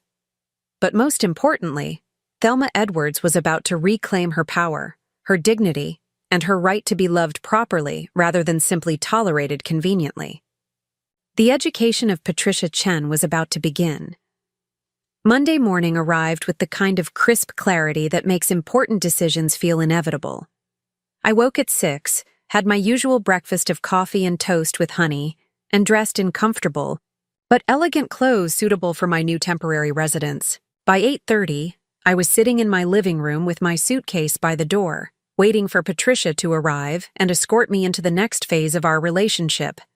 She knocked at exactly 8:45, which told me she'd been sitting in my driveway for several minutes, probably working up the courage to face what she'd set in motion. When I opened the door, she looked pale and anxious, wearing a business suit that suggested she was treating this like a professional obligation, rather than a family milestone. "Hi, Mom," she said, her voice artificially bright. "Are you ready for this?" "I've never been more ready for anything in my life," I replied, and I meant every word. The drive to Willowbrook was mostly silent. Patricia kept glancing at me as if expecting me to change my mind, to admit this was all a mistake, to beg her to take me home instead. But I sat calmly in the passenger seat, watching the familiar streets of the city I'd lived in for 40 years, feeling more confident and purposeful than I had in months. "Mom," Patricia finally said as we turned into the Willowbrook parking lot, "you know you can change your mind about this, right? Even after we get inside, if you decide this isn't what you want, we can leave." Why would I change my mind? This is exactly what you recommended. Professional care, safety monitoring, social opportunities. Everything you said I needed. She couldn't argue with that logic, though I could see in her expression that she was beginning to understand the full implications of what professional care actually entailed. Willowbrook Care Center was beautiful, and I felt a surge of pride as we walked through the main entrance. The lobby was spacious and elegant, with comfortable seating areas, fresh flowers, and the kind of peaceful atmosphere that made families feel good about their decisions. Classical music played softly in the background, and the morning light, streaming through tall windows, created exactly the impression of dignity and serenity that I'd intended when I'd designed the space.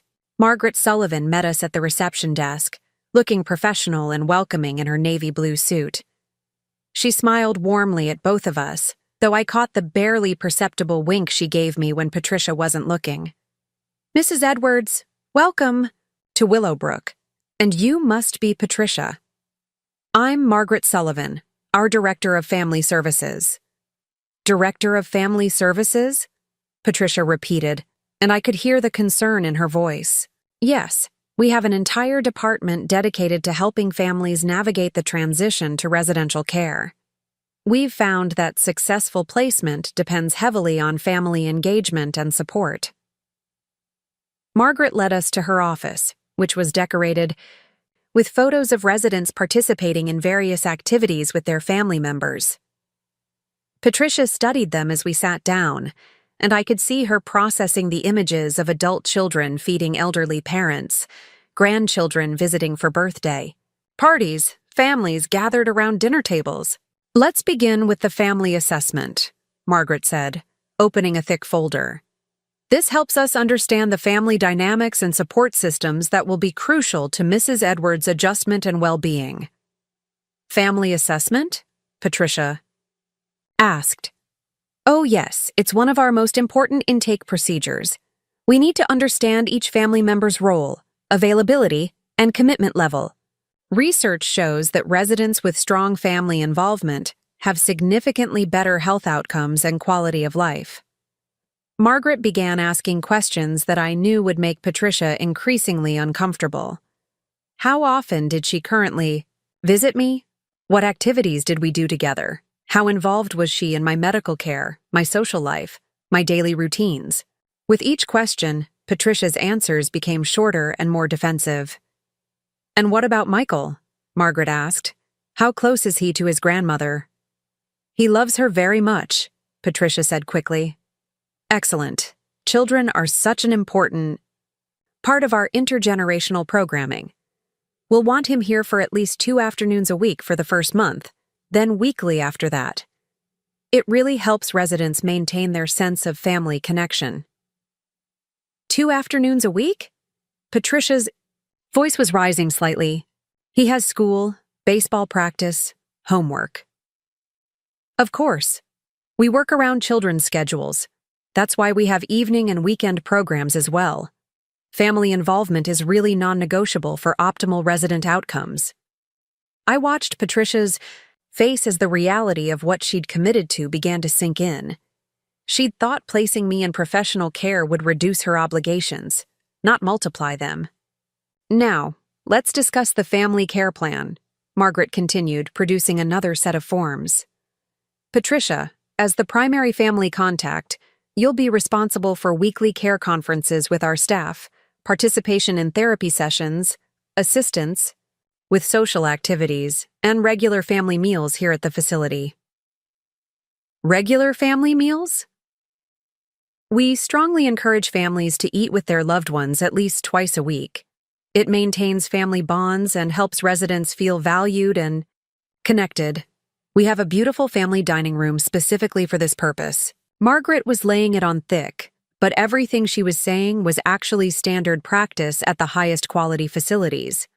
Patricia just hadn't bothered to research what quality elder care actually looked like because she'd been focused on convenience rather than excellence. "What if I can't make it twice a week?" Patricia asked. "I have work, family responsibilities."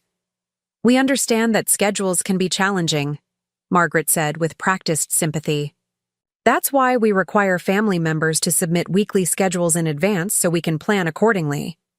If you can't be here, we need to know who will be substituting. A spouse, other family member, close friend. Residents can't be left without family contact for more than 3 days at a time." Patricia was staring at Margaret as if she were speaking a foreign language. 3 days? What happens if there's an emergency or I'm traveling for work? "Then we'd need to discuss alternative arrangements. Perhaps Michael could increase his visits, or your husband could take over temporarily. The important thing is maintaining consistent family presence." I could see Patricia's mind racing, trying to figure out how to manage a social calendar that had never included regular visits to see me, let alone twice weekly dinners and therapeutic session participation. Now, Margaret said, turning to me, Mrs. Edwards, let's discuss your preferences for family involvement.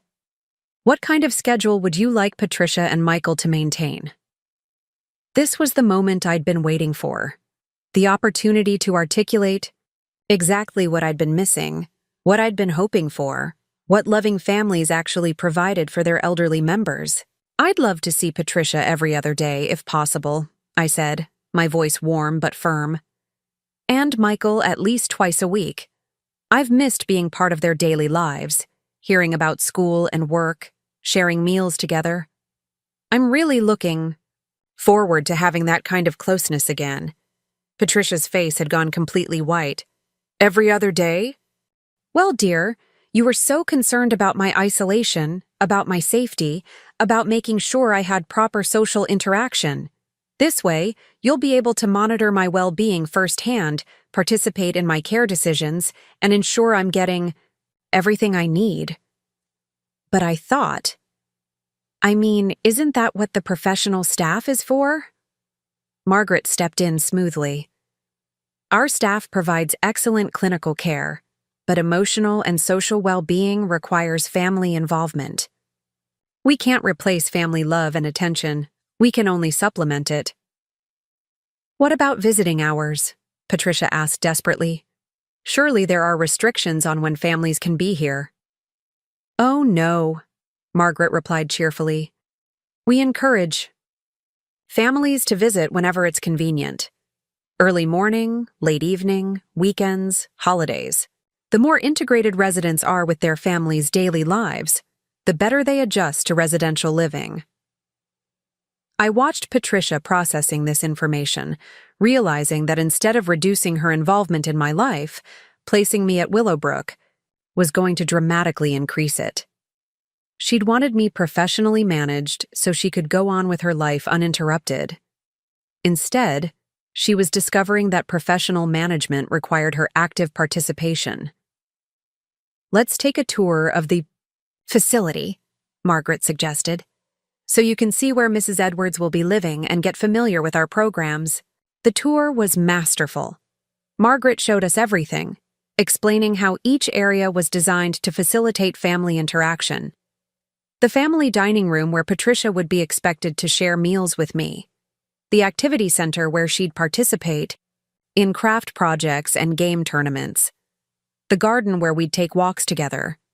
The family conference room where she'd meet weekly with my care team to discuss my progress and needs. With each stop, Patricia looked more overwhelmed and I felt more vindicated. This was what loving families did for their elderly members. This was what I'd been hoping for, asking for, desperately needing. And now, instead of being able to ignore my needs while feeling good about providing professional care, Patricia was going to have to actually show up and be present in my life. My room was lovely, spacious, and bright with a view of the garden I'd specifically requested. Margaret explained that I'd be able to decorate it with personal items, that Patricia was welcome to help me arrange my belongings, that families often spent time here just talking and relaxing together. When can I bring my things? I asked. Anytime today. In fact, we encourage family members to help residents settle in. It's an important bonding experience. Patricia looked like she wanted to cry. Today? I thought maybe we could do it gradually, over several days. Oh no, Margaret said firmly. Research shows that quick, complete transitions are less traumatic for residents. We recommend having everything moved in within 24 hours. I could see Patricia mentally canceling whatever plans she'd had for the rest of the day, possibly the rest of the week. She'd thought she could drop me off and return to her normal routine. Instead, she was learning that moving an elderly family member into care was an intensive, time-consuming process that required her full attention and participation. "And when would you like to schedule your first family dinner?" Margaret asked, consulting her calendar. "Tomorrow evening would work well, or Wednesday if that's better for Michael's schedule." "Tomorrow?" Patricia's voice was barely a whisper. "We've found that maintaining normal family routines helps residents adjust more quickly. The sooner you resume regular shared meals, the better Mrs. Edwards will feel about her new living situation. By the time we completed the intake process, Patricia looked shell-shocked. She'd signed forms committing to weekly care conferences, bi-weekly family dinners, regular participation in social activities, and immediate notification if she was going to miss any scheduled visits. She'd provided emergency contact information for David and Michael, scheduled times for them to meet with my care team, and agreed to attend a family orientation session the following weekend. "I think that covers everything for today," Margaret said, gathering the completed paperwork. "Patricia, we'll see you tomorrow evening at 6 for dinner and Thursday morning at 10 for your first care conference. Mrs. Edwards, welcome to Willowbrook. I know you're going to be very happy here." After Margaret left us alone in my new room, Patricia sat heavily in the chair by the window and stared at me with an expression I'd never seen before. "Mom," she said quietly, "what have you done?" "I've taken your advice, sweetheart. I've arranged for professional care in a safe, supportive environment with excellent family programming." "This isn't what I meant, and you know it." "What did you mean, Patricia? Did you mean that you wanted me somewhere safe where you didn't have to think about me? Did you mean that you wanted other people to be responsible for my well-being so you could go on with your life without the inconvenience of an aging mother?" She looked down at her hands, unable to meet my eyes, and I knew I'd hit the truth she'd been trying to avoid acknowledging. "I thought professional care would be easier," she admitted. "For both of us." "Easier for you," I corrected. "You thought you could solve the problem of me by putting me somewhere where other people would handle my needs while you continued to live as if I didn't exist." "That's not true." "Isn't it? When's the last time you called just to see how I was feeling? When's the last time you invited me to spend time with you that didn't involve me paying for something or providing something you needed? When's the last time you treated me like family instead of like a burden?" Patricia was crying now, quiet, tears that spoke of guilt and recognition, and the painful realization that she'd been caught in her own assumptions. "I love you, Mom. I know you do. But love isn't just a feeling, Patricia. It's a choice, an action, a commitment to showing up and being present in someone's life. You've been loving me in theory while neglecting me in practice. I didn't realize. I didn't think. You didn't think about what I needed because you were focused on what you wanted. You wanted me safe and managed so you could feel good about yourself without having to actually do the work of caring." She looked around the room, taking in the reality of where we were and what it meant. "So now what happens? Now you learn what it actually means to have a parent in residential care. You show up, you participate, you make my well-being a priority. You discover whether you're capable of loving me with actions instead of just words. And if I can't, if this is too much, if I can't manage all these expectations?" I looked at my daughter, this woman I'd raised and sacrificed for and loved unconditionally, and felt a calm certainty about what came next. "Then you'll have learned something important about yourself, and I'll have learned something important about our relationship, and we'll both make decisions based on that knowledge." Patricia stayed for another hour, helping me unpack my belongings and arrange my room. She was quiet, thoughtful, clearly processing the magnitude of what she'd committed to. When she finally left, promising to return the next evening for dinner, I sat in my new space and felt something I hadn't experienced in months: peace. The next few weeks were revelatory for everyone involved. Patricia, forced to visit every other day, began to actually see me as a person with thoughts, feelings, and experiences worth her attention. Our conversations, no longer rushed or distracted, deepened into the kind of connection I'd been hoping for. She learned about my childhood, my marriage to her father, the early struggles of building the business. I learned about her worries, her dreams, her challenges as a mother and wife. Michael, required to visit twice a week, discovered that spending time with his grandmother could actually be enjoyable. We worked on puzzles together, played chess, and talked about books and movies and his plans for the future. Gradually, he stopped seeing me as an obligation and started seeing me as an interesting person who happened to be related to him. David, initially resistant to the family involvement requirements, found himself drawn into the activities Margaret had planned. He helped me with a woodworking project in the craft room, joined us for family game nights, and even brought his golf clubs to practice on the putting green with Michael and me. Elena Chen visited regularly, as she'd promised, and I could see her observing the dynamics between my family and me with growing understanding. One afternoon, while Patricia was helping me tend the small garden plot I'd been assigned, Elena pulled me aside. "Thelma," she said quietly, "this is working, isn't it? Patricia is actually becoming the daughter you always hoped she'd be." "She's learning," I replied, watching Patricia carefully water the tomato plants we'd planted together. "She's discovering that caring for someone requires time and attention and presence, not just money and good intentions. And how long will you stay here?" "As long as it takes for the lesson to be complete." The turning point came in my 6th week at Willowbrook. Patricia had been visiting faithfully, participating in care conferences, sharing family dinners, gradually becoming more involved in my daily life than she'd been in years. We were in my room one evening, reading together in comfortable silence, when she suddenly looked up from her book. "Mom," she said, "I owe you an apology." "For what?" "Sweetheart, for taking you for granted. For treating you like a problem to be solved instead of a person to be loved. For thinking that providing for you financially was the same as caring for you emotionally." I closed my book and gave her my full attention. "What made you realize that?" "Being here, spending this time with you, seeing what you actually needed all along." She paused, gathering her thoughts. "I thought love meant making sure you had everything you needed. But you already had everything you needed except the one thing I wasn't giving you. My presence, my attention, my genuine interest in your life. And now?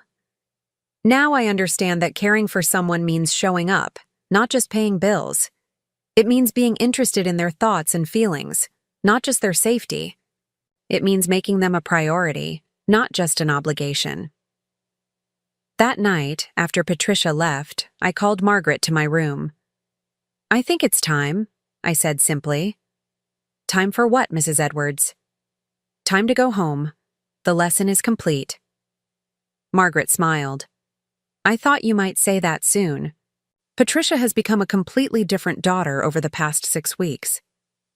She's become the daughter she always was underneath, once she understood what was actually required of her."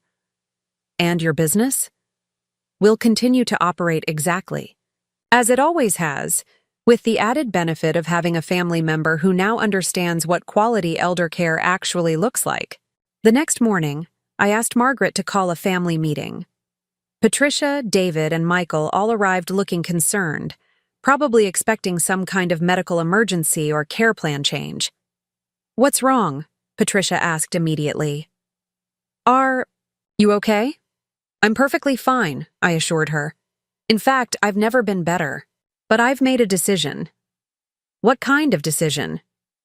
"I've decided to move back home." The room went completely silent. Patricia stared at me as if I'd spoken in a foreign language. "Home?" "But Mom, you've been doing so well here. You seem happy. Settled. Your care team says you're thriving." "I am thriving. But not because of the professional care, Patricia. I'm thriving because for the first time in years, I feel like a valued member of my family rather than a burden you're managing." "I don't understand." "You wanted me in professional care because you thought it would be easier for you. But quality care, real care, loving care, requires family involvement.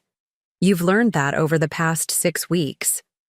Patricia was quiet, for a long moment, processing what I was saying. "This was all planned, wasn't it? You knew this would happen." "I knew that if you were forced to actually show up and participate in my life, you'd remember who we were to each other. I knew That if you had to prioritize my well-being, you'd discover that doing so wasn't a burden, but a privilege. So you don't actually need residential care? I never needed residential care. I needed a daughter who saw me as a person worth her time and attention. Now I have that. David spoke up for the first time. So what happens now? Now we continue what we've built here. Family dinners twice a week, regular visits, shared activities, genuine involvement in each other's lives. The only difference is that it will happen in my house instead of this facility. And if I go back to the way things were before? Patricia asked quietly. Then I'll know that this was just a performance for your own comfort, and I'll make different decisions about my future and my legacy. Your legacy? This was the moment I'd been building toward for 6 weeks, the final lesson that would ensure the changes in Patricia were permanent rather than temporary. Patricia, you've spent the past month and a half learning what it means to provide quality care for an elderly family member. You've seen firsthand how much work it requires, how much attention and dedication and love. You've also seen how rewarding it can be when done properly. Yes, Edwards Healthcare Group owns 47 facilities across 3 states. Every one of them is filled with elderly people whose families have made the same choice you wanted to make. Drop them off and walk away. But you've learned that's not actually care. That's abandonment with professional supervision. Patricia nodded, understanding beginning to dawn in her eyes. I've been considering succession planning for the business, thinking about who should take over when I'm no longer able to run it effectively. I'd always assumed it would be you, but I needed to know whether you understood what our business actually means, what we're actually providing. And now? Now I know that you understand. The difference between warehousing elderly people and actually caring for them. You understand that family involvement isn't optional in quality elder care, it's essential. You understand that our residents aren't just clients. They're people who deserve the same kind of attention and respect you've learned to give me. Patricia was crying again, but these were different tears. Tears of understanding, of gratitude, of recognition. Mom, I'm so sorry. I'm sorry for treating you like an inconvenience, for taking you for granted, for not seeing what you needed from me. I know you are, sweetheart, and I know you won't make those mistakes again. I won't. I promise.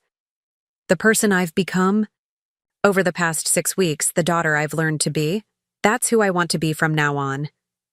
Then let's go home. The transition back to my house was everything I'd hoped it would be. Patricia helped me move my belongings, but more importantly, she helped me plan how to maintain the connection we'd rebuilt. We scheduled regular family dinners, planned weekend activities, established routines that would keep us involved in each other's lives. Michael, who'd initially resisted the required visits to Willowbrook, asked if he could continue coming over twice a week, even though it was no longer mandatory. David suggested that he and Patricia could help me with home, maintenance and yard work, tasks that would give us time together while ensuring my house remained safe and comfortable. Most importantly, Patricia began taking a more active role in the business, not as someone being groomed to inherit it, but as someone who finally understood what it represented. She visited our facilities regularly, talked with residents and their families, implemented programs she'd learned about at Willowbrook.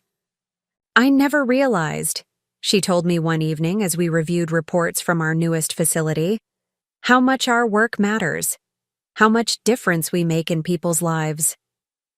And their families' lives, I added. Every resident we care for properly is someone's mother, father, spouse, sibling. When we provide genuine care, we're supporting entire families, not just individuals. Like you supported me by teaching me how to care for you properly. Exactly like that.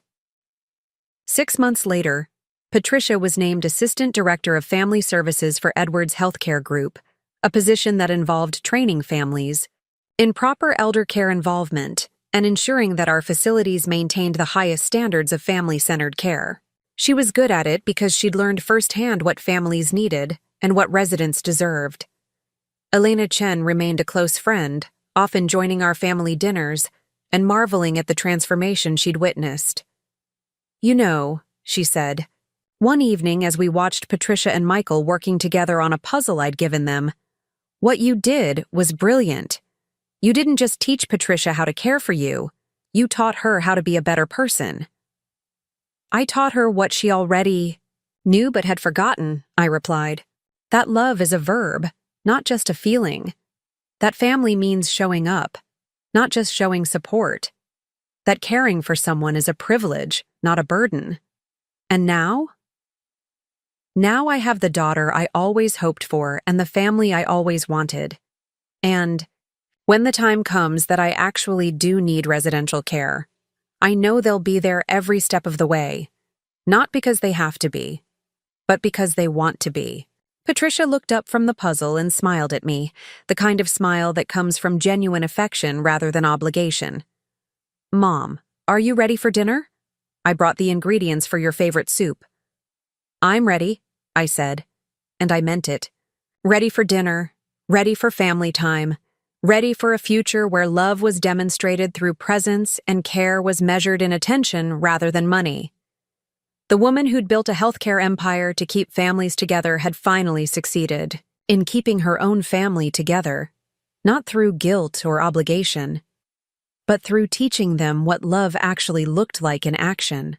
And the daughter who'd wanted to abandon her mother to professional care had learned that the most professional care of all was the kind that came from the heart of a family who'd remembered how to truly see each other. The irony was perfect. The lesson was complete, and the love was finally real. Up next, you've got 2 more standout stories right on your screen. If this one hit the mark, you won't want to pass these up. Just click and check them out.